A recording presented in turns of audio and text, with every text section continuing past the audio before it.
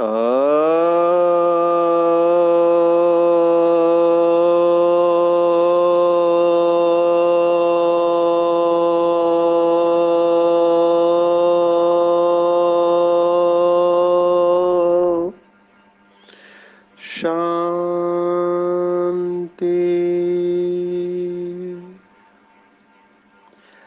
आज 15 मार्च 2023 भारत में बुधवार है। Today is 15th March 2023 and it's Wednesday in Bharat. आज की मुरली का जादुई रहस्य स्वयं को प्रेरणा देने के लिए Magical secrets of today's Murli for motivating the self। बहुत अच्छा फीडबैक कल के मुसाफिरी के ऊपर बाबा के बच्चों ने दिया है। बहुत भाई बहनों को ये मुसाफिर शब्द पता नहीं था, तो मूसा के बारे में भी या मोजेस के बारे में बहुत सारे इनपुट्स आए हैं। मैं आप सबको धन्यवाद देता हूँ जो बाबा के बच्चे इतना ध्यान से मुरली रहस्य सुनते हैं और अपने विचार भी शेयर करते हैं। और समय के अभाव से हम ज़्यादा डिटेल में नहीं जाते हैं, तो ऊपर ऊपर की बातों को ही टच करते हैं। जैसे इब्राहिम या अब्राहम कहते हैं, तो वो 3 धर्मों का पिता है। इस्लाम, क्रिश्चियनिटी और यहूदी या जुडाइज्म जिसको कहते हैं। ऐसे मोजेस भी है प्रोफेट। तो बाइबल जो न्यू टेस्टामेंट है, पुराना और नया बाइबल, तो नए बाइबल में सबसे ज़्यादा चर्चित पर्सनालिटी मूसा की है या मोसेस की है। हालांकि इसे बाकी धर्म वाले भी एक प्रोफेट मानते हैं, एक मैसेंजर ऑफ गॉड मानते हैं। तो ये बहुत अच्छा है कि बहुत सारे भाई बहनों ने ये अपना इनपुट इसके बारे में दिया। सबको बहुत बहुत धन्यवाद। आज की मुरली अगर देखा जाए तो मुझे एक ही शब्द बहुत आकर्षित किया आज की मुरली में, और वो शब्द है कि राजी। भगवान को राजी करना है। वैसे भी कई धर्मों में भगवान से डरते हैं, तो सभी धर्मों में भगवान के बारे में डर पैदा किया हुआ है। क्या डर पैदा किया है कि अगर आप उसकी बातों के ऊपर नहीं चलेंगे, जैसे आसमानी किताबों में लिखा हुआ है, तो वो सजा देगा। और यहाँ पर भगवान कहता है कि मैं किसी को कोई सजा नहीं देता। यहाँ पे हम थोड़ा मनोविज्ञान समझेंगे। साइकोलॉजी में या मनोविज्ञान में ये कहते हैं कि there are 2 ways to motivate man, one is love and other is fear. आप किसी को भी बदलना चाहते हो तो या तो उसको डराओ या तो फिर उसको प्यार दो। डर और प्यार से किसी को भी बदल सकते हैं। पर मनोविज्ञान में ये भी बताया है कि डर जो है ये बैड मोटिवेटर है, ये अच्छा मोटिवेटर नहीं है। और प्यार जो है ये अच्छा मोटिवेटर है। तो हमको देखना है कि हम किसके वजह से बदलते हैं, डर से बदल रहे हैं या प्यार से बदल रहे हैं। बच्चे जब पढ़ाई नहीं करते हैं तो माँ बाप उनको डराते हैं, धमकाते हैं, टीचर भी डराते हैं। हम डॉक्टर्स को तो माँ बाप ने बहुत बदनाम किया हुआ है। छोटे बच्चों के अंदर डर पैदा करते हैं डॉक्टरों के नाम पर। कई सारे माँ बाप अपने बच्चों को डराते हैं कि अगर तूने पढ़ाई नहीं किया तो डॉक्टर तुझे इंजेक्शन लगाएगा, और वो इंजेक्शन का डर बचपन से ही डाल देते हैं। डॉक्टर का भी डर डाल देते हैं। माना डॉक्टर का केवल एक ही काम है इंजेक्शन देना, और दूसरा कोई काम ही नहीं करते डॉक्टर। तो ऐसा नहीं करना चाहिए। किसी भी बात का डर अंदर नहीं बिठाना चाहिए। क्यों? क्योंकि बच्चे बहुत सेंसिटिव होते हैं, कई सारे बच्चे वो बड़ों की बातों को सच मान लेते हैं, बड़े कहते हैं माना सच होना चाहिए, तो वो डर के साथ ही बड़े होते हैं। बचपन में जो भी डर दिखाया गया है जाने अनजानों में बड़ों के द्वारा, माँ बाप, टीचर या और कोई बड़ों के द्वारा बच्चों के अंदर डर, ऐसे ही भूत का डर डाल देते हैं। अभी आत्मा ये शब्द इतने लोगों ने बदनाम कर दिया है कि आत्मा माना वो निगेटिव ही समझते हैं, आत्मा माना भूत ऐसे ही समझते हैं, जबकि आत्मा ये शब्द बहुत पॉजिटिव है, लेकिन उसको निगेटिविटी के साथ एसोसिएट किया गया है। इसलिए आत्मा शब्द भी लोग जैसे ही आत्मा इस्तेमाल करते हैं तो लोग डर जाते हैं। इसमें बहुत सारे मजे के किस्से हुए हैं। हमारी 3 माताएं मधुबन से आई थी, रेलवे स्टेशन पर उतरी महाराष्ट्र में, सुबह का टाइम था, उनकी ट्रेन तो फागी थी। तो 2 माताओं को बोला आप बैठो, मैं रिक्शा वाले को लेके आती हूँ। तो रिक्शा वाले के पास गई, अभी सफेद ड्रेस में है बाबा के बच्चे। रिक्शा वाले को बोला जाओगे क्या फलाने नगर में, तो उसने कहा आ जाएंगे। तब उस माता ने, जो हमारी रूहानी भाषा है वो लोगों को नहीं समझ में आती है, उस माता ने कहा ठहरो मैं 2 आत्माओं को लेके आती हूँ। जैसे ही उसने कहा 2 आत्माओं को लेके आती हो, वो रिक्शा वाला सोचने लगा सुबह का टाइम है, फागी है, ये सफेद ड्रेस में है, ये और 2 आत्माओं को लेके आ रही है, वो भाग गया वहां से। तो आत्मा शब्द को बदनाम किया हुआ है, कहने का भाव है आत्मा एक पॉजिटिव शब्द है। पर ये सब क्यों है? डर बिठाने के लिए। तो ये डर अच्छा मोटिवेटर नहीं है, लोग ऊपर वाले को भी डर के मारे याद करते हैं। अभी डर से कौन बदलते हैं? जो प्यार से नहीं बदलते वो डर से बदलते हैं। इसलिए बाबा को भी बीच बीच में मुरलियों में बताना पड़ता है कि धर्मराज है, धर्मराज से बच नहीं पाओगे। ये सिर्फ बाबा को कहना पड़ रहा है, और बाबा आउट ऑफ दया, करुणा और रहम के द्वारा ये कह रहा है, क्योंकि बाबा को पता है कि अगर बच्चे नहीं सुधरे, सुस्त रहे, जैसे आज की मुरली में बाबा ने शब्द इस्तेमाल किया सुस्त, सुस्त बन गए, आलस से अलबेलापन में चले गए, तो फिर इनको लास्ट में पश्चाताप करना पड़ेगा। लास्ट में पश्चाताप होता है जब माया का वार होता है, तब पता नहीं चलता है, वहां तो उस समय तो मौज में रहते हैं। एक मुरली में बाबा ने इसके ऊपर भी इशारा खींचा था कि कई बच्चे कहते हैं कि अभी तो मौज कर लो, बाद में किसने देखा है ना। मेरे पास बहुत डायबिटीज के मरीज है, माना उनको डायबिटीज हुआ नहीं है लेकिन वो कगार पर है, प्री डायबिटिक है, तो वो कहते हैं अभी खा लो जितना खाना है, बाद में खाने को नहीं मिलेगा। ये गलत तरीका है सोचने का, बहुत गलत तरीका है, क्योंकि आप अपनी सफरिंग को बढ़ा रहे हैं। ये कंट्रोलिंग पावर की कमी है। जैसे एक बहुत वरिष्ठ आत्मा ने मुझे कहा, जब उनका शुगर टेस्ट किया तो उनका शुगर 350 निकला। तो मैंने उनको कहा 350 है, तो वो अपने आप को चमाट मारने लगे। कितनी बार बोला मत खा, फिर भी खाता है। तो मैंने उनको समझाया भाई साहब आप पढ़े लिखे हैं, चार्टर्ड अकाउंटेंट है, तो आप इतने समझदार होके भी खाने के ऊपर कंट्रोल नहीं है आपका, आपको तकलीफ हो रही है।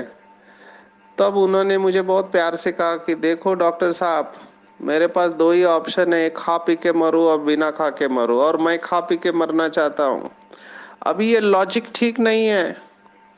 ये लॉजिक एक प्रकार से देखा जाए तो ऊपर ऊपर से बहुत अच्छा लगता है, लुभावना लगता है, लेकिन आपने खाने पीने के ऊपर कंट्रोल नहीं रखा है ना, तो आपको जो कॉम्प्लिकेशंस होंगे, किडनी के ऊपर असर आएगा, हाथ पैर की नसें गैंग्रीन हो सकता है, या हार्ट की बीमारी, या ब्रेन की बीमारी, आंखों का पर्दा चला जाना।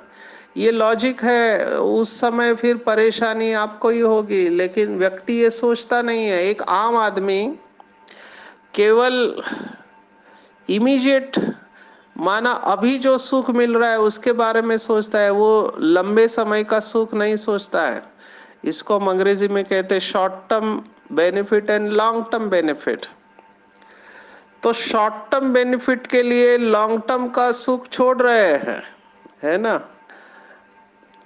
तो हमको ये निर्णय लेना है कि डर को अपना मोटिवेटर बनाना है या प्यार को। बाबा का तरीका है प्यार को मोटिवेटर बनाओ। इसलिए आप देखो मुरली का पहला शब्द है मीठे बच्चे। 86 ईयर्स हो गए, बाबा ने कभी ये नहीं कहा कड़वे बच्चे। बाबा ने कहा मीठे बच्चे, प्यारे बच्चे, सिकिल दे बच्चे, लाडले बच्चे। ये भगवान का प्यार है, ऊपर वाले का प्यार है। वो चाहता है, कोई भी माँ बाप लौकिक में भी, अभी कलयुग के माँ बाप भी ये नहीं चाहते हैं कि हमारे बच्चे दुखी हो। कलयुग के माँ बाप भी जिनकी बैटरी डिस्चार्ज है वो भी चाहते हैं कि मेरे बच्चे सुखी हो, उनको दुख नहीं मिले। तो ये तो बिस्मिल्लाह रहमान रहीम है, दया का सागर है, रहम का सागर है, प्यार का सागर है। वो कैसे चाहेगा कि उसके बच्चे दुखी हो। बाबा को बिल्कुल अच्छा नहीं लगता है जब उसके बच्चे रोते हैं। रोना हुआ बाबा को बिल्कुल अच्छा नहीं लगता है। इतने बड़े बाप के बच्चे और रोते हैं, दुखी है, भगवान को बिल्कुल अच्छा नहीं लगता है। इसलिए बाबा प्यार से चला रहा है। लेकिन कब तक, ये भी सोचना चाहिए, आखिर कब तक। तो बाबा ने मुरलियों में कहा है कि ये भी आखिर कब तक आप सुस्ती से चलते रहोगे। जो कुछ भी मैं बताता हूँ उसको आप एक्ट में लाओ, कर्म में लाओ। और आज बाबा ने एक ऐसा शब्द इस्तेमाल किया जो भक्ति मार्ग का बहुत फेवरेट शब्द है। भक्ति मार्ग में कुछ अच्छा हुआ तो कहते भगवान की कृपा। तो ये कृपा, या जिसको अंग्रेजी में ग्रेस कहते हैं, grace, by the grace, grace of God कहते हैं। भगवान की कृपा से ये हुआ, बिजनेस में फायदा हुआ, बच्चा पैदा हुआ, शादी हुई या नहीं हुई, जो भी है, कहते भगवान की कृपा हुई। तो यहाँ भगवान कहता है कि मैं कोई किसी के ऊपर कृपा नहीं करता हूँ। भगवान एक ही कृपा करता है सबके ऊपर कि वो ज्ञान देता है, वो समझ देता है। चलना नहीं चलना हमारे ऊपर है। इसलिए कृपा शब्द को हमने पहले भी देखा। कृपा में दो अक्षर है, कर और पा। कृपा का अर्थ है कर और पा, तो करो और पाओ। भगवान भी अनादि नियमों को नहीं बदलता है, जो इटर्नल लॉज ऑफ नेचर है। जो करेगा वो पाएगा, जितना करेगा उतना पाएगा, और जब करेगा तब पाएगा। ये तीनों वाक्य इंपॉर्टेंट है। जो करेगा वो पाएगा, जितना करेगा उतना पाएगा, जब करेगा तब पाएगा। और पूरी आध्यात्मिकता, स्पिरिचुअलिटी इसी के ऊपर है। पुरुषार्थ माना शुभस्य शीघ्रम। संस्कृत में कहते हैं शुभस्य शीघ्रम, अच्छे कार्य में देर नहीं करो। बाबा का एक गीत भी है, शुभ कर्मों में देरी ना करो, सांसों का भरोसा नहीं है। तो ये भक्ति मार्ग की मान्यता है कि हमको भी पता है शरीर कभी भी छूट सकता है।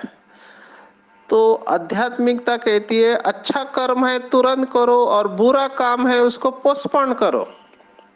इसमें पूरा पुरुषार्थ आ जाता है, पूरा साधना इस दो शब्दों में आ जाती है। अच्छा काम तुरंत करना है, बुरा काम पोस्टपोन करो। तो चेक करना चाहिए कि दिन भर में क्या मैं अपने ऊपर कृपा करता हूं, और अकृपा कब करता हूं। शास्त्रों में, हिंदू शास्त्रों में, सनातन धर्मों में बहुत सारी कहानियां लिखी हुई है, जिसको दंत कथाएं कहते हैं, लेकिन उसमें मैसेज बहुत अच्छा रहता है। तो एक कहानी हम सब ने सुनी है भस्मासुर की। तो भस्मासुर का वरदान रहता है, वो जिसके ऊपर हाथ रखेगा वो भस्म हो जाएगा या खत्म हो जाएगा। अभी इसको भी समझना है, कई लोगों की एनर्जी इतनी निगेटिव रहती है कि आप उनके संपर्क में आते ही आप खत्म हो जाते हैं, आपकी एनर्जी ड्रेन हो जाती है। इनको अंग्रेजी में हम कहते हैं एनर्जी सकर्स, दे सक योर एनर्जी। तो ऐसे आत्माओं का संग हमें अवॉइड करना चाहिए, क्योंकि वो आपकी एनर्जी को ड्रेन कर देते हैं, क्योंकि पूरे निगेटिव होते हैं। तो ये जिसके ऊपर हाथ रखेंगे उसका अकल्याण निश्चित है। इसलिए बाबा कहते हैं संघ का बहुत ख्याल रखना चाहिए। तो ये भस्मासुर की कहानी है। अब ये भस्मासुर क्या होता है, सबको खत्म करने लग पड़ता है, देवता ये डर जाते हैं इससे, ऐसे कहानी बताते हैं। तो फिर मोहिनी रूप धारण करके विष्णु आते हैं और वो इसको नचाने लगते हैं, तो इसके साथ वो भी नाचने लगता है। आखिर विष्णु को तो अपना काम करना होता है, मैनेजर है वो। तो वो क्या करते हैं, डांस डांस में करते समय अपने ही सिर के ऊपर हाथ रख देते हैं। तो ये भस्मासुर भी अपना हाथ अपने सिर के ऊपर रखता है और वो भस्म हो जाता है। अब ये बहुत सुंदर कहानी है। बाबा ने कहा जो बच्चे श्रीमत पर नहीं चलते हैं, है ना, या श्रीमत के विरुद्ध कर्म करते हैं, वो अपने ऊपर अकृपा करते हैं, अपने आप को खत्म कर देते हैं। माया उनको कच्चा चबा जाती है। तो कभी भी बाबा नहीं चाहेगा कि बच्चे अपने ऊपर अकृपा करें। इसलिए अभी अकृपा नहीं हो, इसलिए क्या, तो बाबा एक शब्द इस्तेमाल करता है, सावधान, अटेंशन प्लीज। अटेंशन रखना है, क्योंकि जब अटेंशन नहीं होता है तभी गलती होती है, अगर अटेंशन है तो गलती नहीं होती है। हिंदी में माँ बाप कहते हैं अपने बच्चों को ध्यान दे के पढ़ो, तुम भूलते कैसे हो। पढ़ाई के वक्त भी बोलते ध्यान दे के पढ़ो, तुम्हारा ध्यान किधर है, तो ध्यान माना अटेंशन। हर कर्म के ऊपर अटेंशन चाहिए, तो अकृपा नहीं होगी, तो कृपा ही होगी। तो जब भी हम व्यर्थ और निगेटिव थॉट्स को क्रिएट करते हैं, व्यर्थ और नकारात्मक संकल्पों को जन्म देते हैं, हम अपने ऊपर अकृपा करते हैं। और जब हम समर्थ और सकारात्मक श्रेष्ठ संकल्प करते हैं तो अपने ऊपर कृपा करते हैं। तो चेक करना चाहिए कि मैं दिन भर में अपने ऊपर कृपा करता हूँ या अकृपा। इसके लिए क्या करना चाहिए, तो बाबा ने कहा पॉकेट में चित्र रखो। कौन सा चित्र रखो, लक्ष्मी नारायण का, एम ऑब्जेक्ट। अभी क्या होता है, ये लक्ष्मी नारायण का चित्र भी कई लोगों को हिंदुओं का लगता है। एक बार एक डबल फॉरेनर आया, बाबा से मिल रहा था, उसके माइंड में डाउट आ गया कि ये हिंदुओं का सब है भगवान। तब बाबा ने उसको कैसे समझाया, क्योंकि आज समझाने के ऊपर भी आया हुआ है। बाबा ने कहा थोड़े समय के लिए आप भूल जाओ कि हिंदुओं के देवता है, आप मुझे ये बताओ कि संपूर्ण व्यक्ति होगा वो कैसे होगा। तो वो डबल फॉरेनर बोलने लगा वो बहुत खूबसूरत होगा, वो प्रसन्न होगा। बाबा ने कहा और क्या होगा, तो उसके पास बहुत पैसा होगा, धन होगा, संपन्न होगा, है ना, महल माड़ी होगी, सब कुछ होगा उसके पास। फिर बाबा ने लक्ष्मी नारायण का फोटो दिखा के उसके पूछा आपको लगता नहीं है लक्ष्मी नारायण में ये सभी विशेषता है। तब उसको पता चला कि वो लक्ष्मी नारायण इन शब्दों के साथ फाइट कर रहा था। अगर वो लक्ष्मी नारायण का नाम कुछ और रखे, ए और बी रखे, या अल्फा और बीटा रखे, या अलिफ और कुछ रखे, तो उसको स्वीकार करना इजी था। क्योंकि वो लक्ष्मी नारायण ये शब्द सुनते ही उसके अंदर हिंदुओं की फाइल खुल गई। एक्चुअली सतयुग में ऐसा कोई धर्म होता नहीं है। बाबा ने कहा सतयुग में सभी देवताएं होती है, दिव्य गुणधारी पुरुष होते हैं, उनमें और हमारे में यही फर्क है। वो भी हमारे जैसे ही होते हैं, सिर्फ उनका तन होता है, वो कांति सुंदर होती है, क्योंकि पवित्र दुनिया है, पांचों ही तत्व पवित्र है, तो शरीर भी पवित्र और आत्मा भी पवित्र है। बाकी होते तो मनुष्य है, लेकिन दिव्य गुणधारी है। तो बाबा ने कहा ये चित्र अपने पॉकेट में रहो, तो ये चित्र पासवर्ड का काम करेगा। जैसे कंप्यूटर का पासवर्ड होता है, मोबाइल का भी पासवर्ड होता है। जब तक पासवर्ड डालेंगे नहीं तब तक मोबाइल या कंप्यूटर खुलता नहीं है। ऐसे ही ये चित्र पॉकेट में रखो और उसको बार बार देखते रहो कि मैं यही हूँ, मैं यही हूँ। आजकल के स्कूल कॉलेज के बच्चे भी चित्र रखते हैं, लेकिन वो बॉलीवुड के हीरो हीरोइंस का रखते हैं, हॉलीवुड के हीरो हीरोइंस का रखते हैं। मैंने देखा है बहुत सारे हॉस्टल में या यूथ के कमरे में वो अपने पसंद के हीरो हीरोइन का फोटो रखते हैं। अभी ये कौन से हीरो हीरोइन है? क्या ये दिव्य गुणधारी है? क्या इनके अंदर पवित्रता है? क्या इनके अंदर विकार नहीं है? तो ये रोल मॉडल कैसे हुए? मैं यही बात स्कूल में बच्चों को कहता हूँ। मैं उनको एक ही सवाल पूछता हूँ कि आप कहते हैं हमारा हीरो या हीरोइन बॉलीवुड के ये हमारे रोल मॉडल है, कौन से स्कूल और कॉलेज में इनके फोटो होते हैं? स्कूल और कॉलेज में देवी देवताओं के फोटो होते हैं, महान आत्माओं के फोटो होते हैं, इनके नहीं फोटो होते हैं। तो अपना एम ऑब्जेक्ट हमेशा अपने पॉकेट में रखना चाहिए। ये मैनेजमेंट का भी प्रिंसिपल है कि जो लक्ष्य आपको प्राप्त करना है, मैनेजमेंट में सिखाते हैं, वो गोल को लिखा हुआ रहता है, उसको बार बार देखते रहो, क्योंकि बार बार देखने से वो पक्का होने लगता है। मुझे याद आ रहा है एक कंपनी है एमवे। अब ये एमवे कंपनी बहुत सारी चीजों को बेचती थी। तो मैं देखता था अच्छे अच्छे डॉक्टर अपनी प्रैक्टिस छोड़ के एमवे के प्रोडक्ट्स बेच रहे हैं, लोग अपना जॉब छोड़ के एमवे के प्रोडक्ट्स बेच रहे हैं। मैंने कहा इनको इतना मोटिवेशन कहाँ से आता है?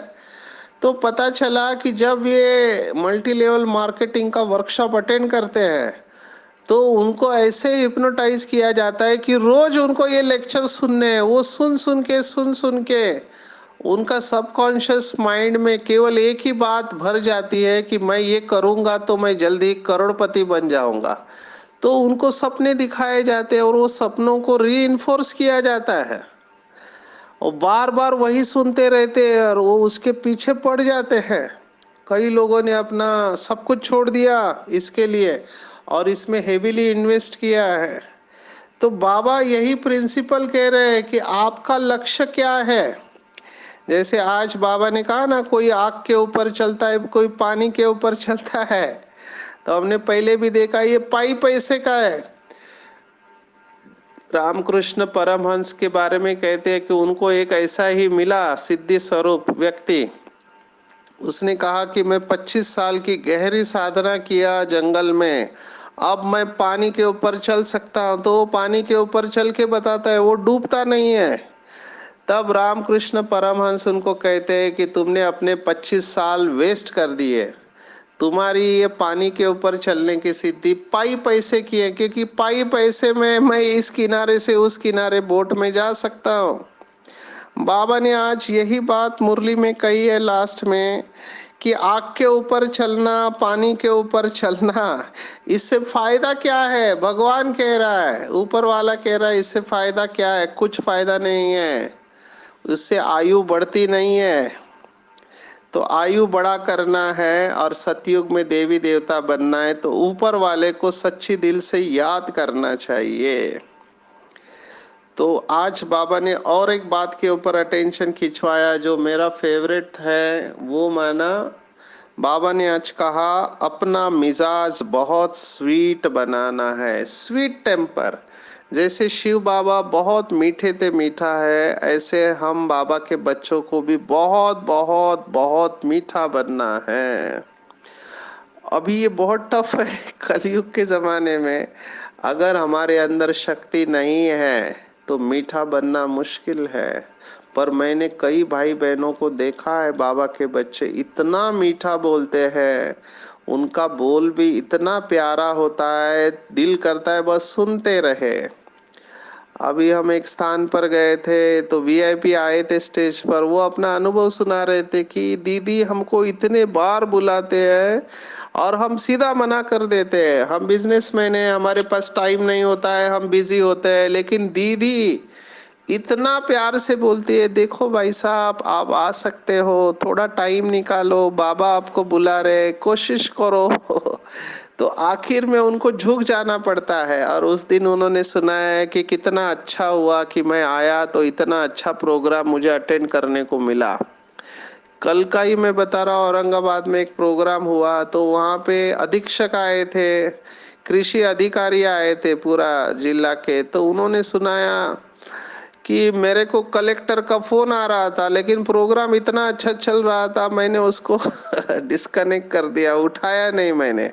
अच्छा किया, क्योंकि अगर वो कुछ बोलता तो मुझे बीच में से जाना पड़ता। तो जब प्राप्ति होती है, कहने का भाव है, तो अपने आप बाकी सब जगह से बुद्धि हट जाती है। अपना मिजाज इतना मीठा बनाना चाहिए कि जो हमारे संबंध संपर्क में आए वो स्वमान का अनुभव करे। मैंने मेरे वेबसाइट पे एक स्लोगन डाला हुआ है, मुझे वो बहुत अच्छा लगता है स्लोगन। बाबा का फोटो डाला है और नीचे लिखा हुआ है कि जो बड़े लोग होते हैं, तो बड़े लोगों की विशेषता क्या होती है, तो बड़े लोग माना जो दूसरों को कभी छोटा अनुभव होने नहीं देते हैं। बाबा के संबंध संपर्क में आते ही, परमात्मा गॉड अल्लाह ईश्वर के संबंध संपर्क में आते ही हम भी बड़ा अनुभव करते हैं। बड़े बाप के हम बड़े बच्चे हैं। ये क्या है, शिव बाबा क्या कर रहा है, शिव बाबा का जादू कौन सा है? तो शिव बाबा हम बच्चों को आप समान बड़ा बना रहा है, बड़े दिल वाला बना रहा है। जैसे शिव बाबा का गायन है ना, दिल वाला, वैसे हम भी दिल वाले बाबा के बच्चे बन रहे हैं। तो दिल बड़ा होना चाहिए, छोटा नहीं होना चाहिए। पहले भी हमने देख कहा, बाबा ने मुरली में कहा है कि बड़ा बाबा छोटे दिल में नहीं रह सकता। तो जो भी बाबा के बच्चे योग में अच्छा जाना चाहते हैं, भगवान को अपने दिल में बिठाना चाहते हैं, उसको दिल बहुत बड़ा करना पड़ेगा। माना सबको माफ करना पड़ेगा, starting with your own self. शुरुआत खुद से करनी है। तो ये बड़े बच्चे जो कभी नाराज नहीं होते हैं और राजी खुशी रहते हैं, इसी पॉइंट से हमने शुरुआत की थी। मुझे ये पॉइंट इसलिए अच्छी लगी क्योंकि 3 सर्टिफिकेट में से एक सर्टिफिकेट है। ये 3 सर्टिफिकेट हम सब बाबा के बच्चों को लेना है। हम सब जानते हैं मन पसंद, प्रभु पसंद और लोक पसंद। तो मन पसंद के लिए श्रीमत के अंदर रहना है, प्रभु पसंद के लिए सच्ची दिल पर साहेब राजी उसके श्रीमत पर चलना है, और लोक पसंद के लिए रिगार्ड देना है और रिगार्ड लेना है। तो ये विचार सागर मंथन भी आज बाबा ने कहा है कि सावधान करके विचार सागर मंथन करना है, अपने ऊपर और अपने संबंधियों के ऊपर, मित्रों के ऊपर भी रहम दिल बनना है, उनको भी बाबा का परिचय देना है। आज बाबा ने शंकराचार्य को याद किया है ना। शंकराचार्य और शिवाचार्य में जो कॉन्ट्रास्ट है, वो बाबा ने बताया है कि वो समझाओ। अभी ये सेवा का बहुत पुराना था, उस समय बाबा ने चैलेंज दिया था। अभी हमारे पास तो बहुत अच्छे अच्छे चित्र है और इसके ऊपर बहुत सारी किताबें हैं। नए लोगों को इसमें ऊपर और अटेंशन देके इसको स्टडी करना है। विशेष आज बाबा ने युक्ति बताई है पुण्य आत्मा बनने के। जैसे तीर्थ क्षेत्र होते हैं, हर एक के अपने अपने तीर्थ क्षेत्र है। हमारे 4 धाम है भारत में, मक्का और मदीना है इस्लाम का तीर्थ क्षेत्र। वो समझते हैं वहां जाने से हमारे सब पाप भस्म हो जाएंगे। तो बाबा ने कहा सबसे महान तीर्थ है मधुबन, क्योंकि यहाँ पे स्वयं गॉड अल्लाह ईश्वर आते हैं और तीर्थ स्थान पर जाने से पाप भस्म हो जाते हैं।